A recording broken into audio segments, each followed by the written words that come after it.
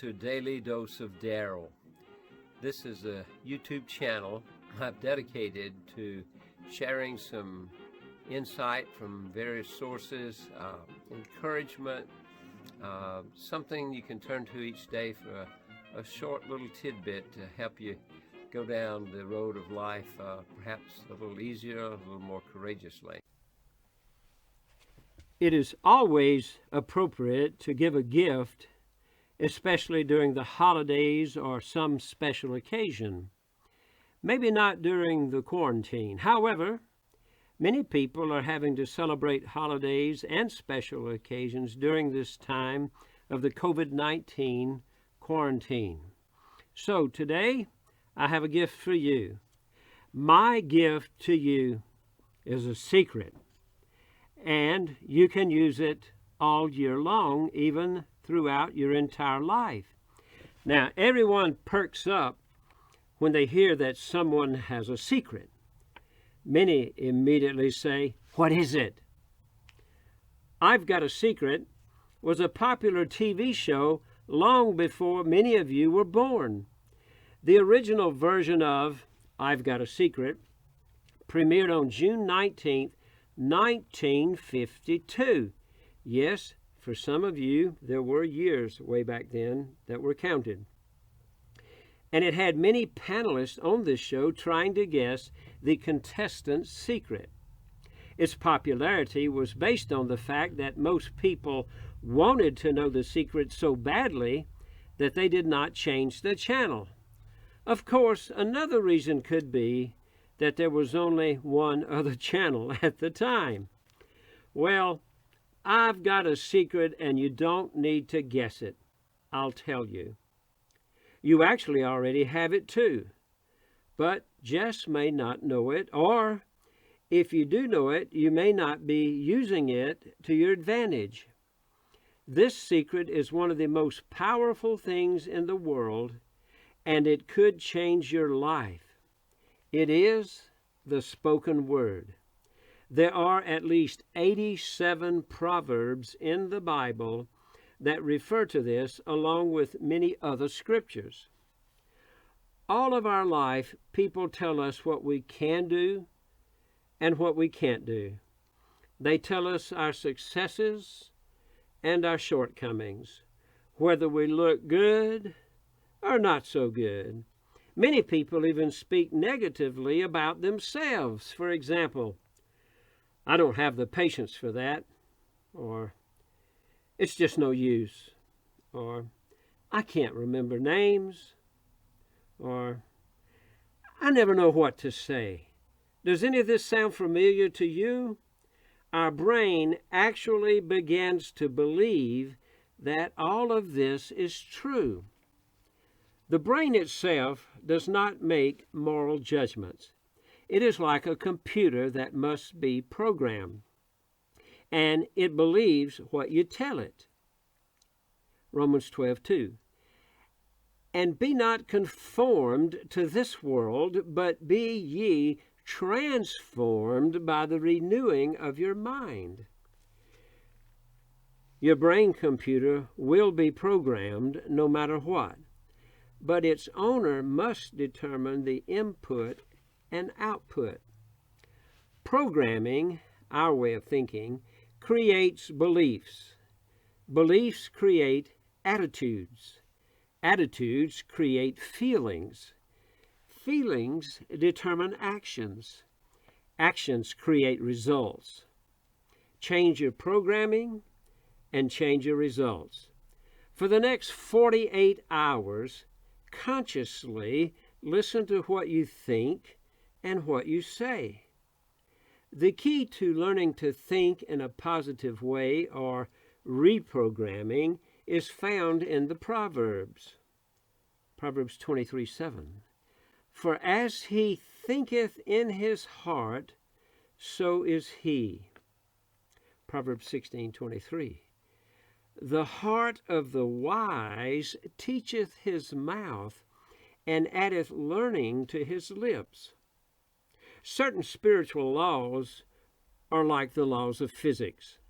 They exist, they work, they are solid, and they can help you or hurt you.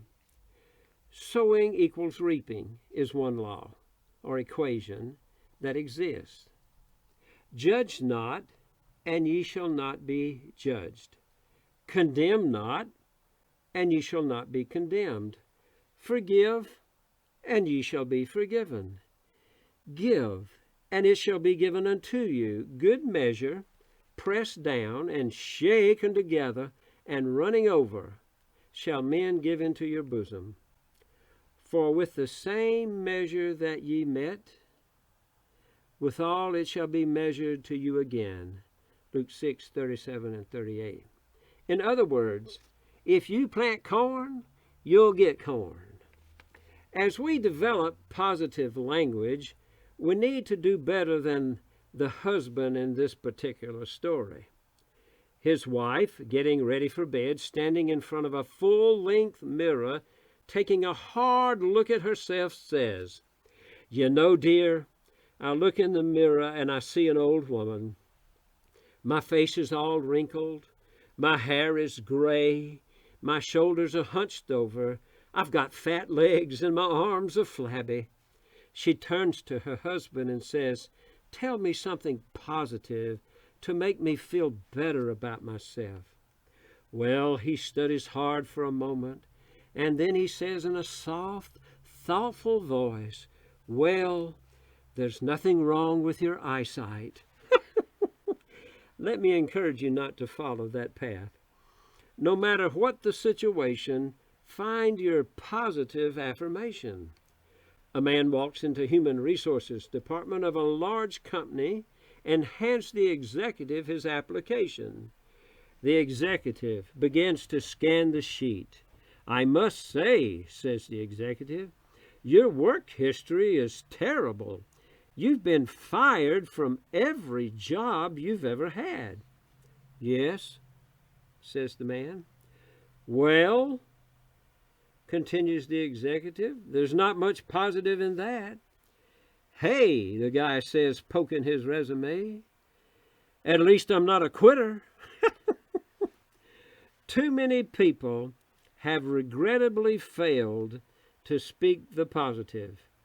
Some examples include Thomas Watson, chairman of IBM, who in 1943 was recorded to have said, "I think there's a world market for maybe 5 computers maximum." Western Union Memo once said in 1896, "This telephone has too many shortcomings to be seriously considered a means of communication. This device is inherently of no value to us." Probably the most heinous example of negative thinking is Jim Denny of the Grand Ole Opry firing Elvis Presley after his first performance. "You ain't going nowhere, son. You ought to go back to driving a truck." So, in 2 Corinthians 5:17, it says, "For we walk by faith, not by sight." God can see the new you already. Get a glimpse of that picture in your mind and start saying it. Even if you don't see it yet, you can say, "I begin each day with a clear mind. I am hardworking. I am good working with people. People feel better about me and about them after we meet. People feel especially better about them after meeting me. I know how to listen to others. I am always prepared. I pay attention to details. I take care of myself and maintain good health." Now your brain will start believing you and begin causing every part of you to move in that direction. That is one of the marvelous aspects of the way God created us. Instead of saying, things aren't going very well for me at work, try saying, I enjoy my work, understand the problems, and get past them. Instead of saying, I just can't seem to communicate with my son anymore, try saying, I take the time to listen, talk, and communicate. I'm patient and understanding. It's worth working at, and I do. Well, that's my secret.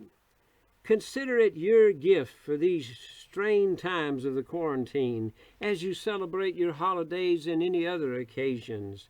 However, when you receive that great gift from me, take it out of the box and use it every day. Try to wear it out. It only gets better and stronger the more it's used. I know you will try this, and I know you will see amazing results. I know that it will become second nature to you. I know that you will soon be responding instantly to various questions like, how are you? Exceptional. How is your health? Getting better every minute. I know because I tried it years ago, and my life is totally different now. I am excited about each day. I look forward to every experience. Remember this, it is not my secret after all. I'm just passing it along.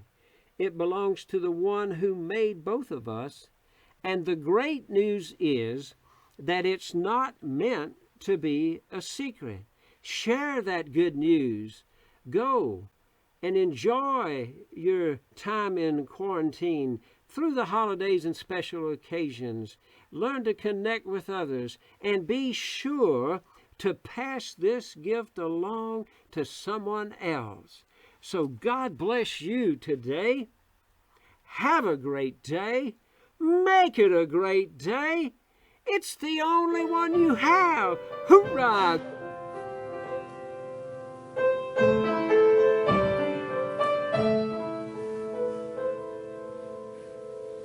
Father, your blessings fill us with love and hope to tell others. Teach us how to walk in faith and share you with our sisters and brothers. Children of the world, please know that Jesus Christ is the way to survive the hurt and the weak become strong. For it's through God's grace we can say,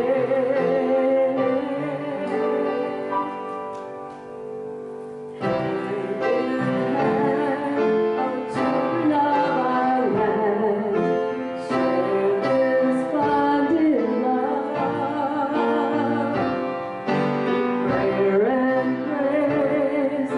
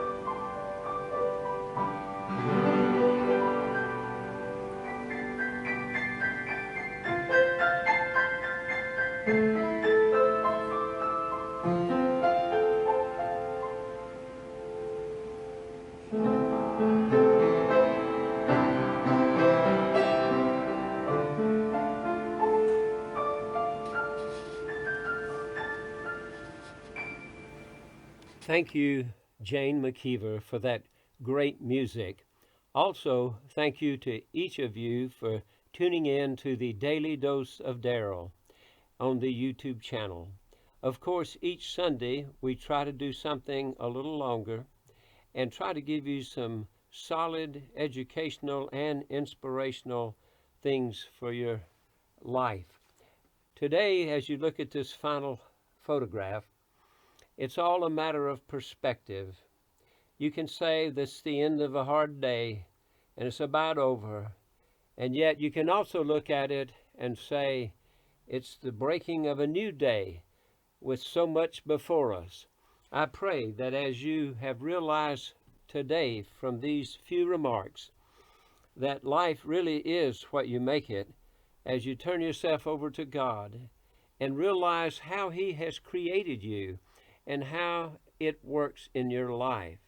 So begin today your transformation, not only through your speech, but through your actions and eventually your results.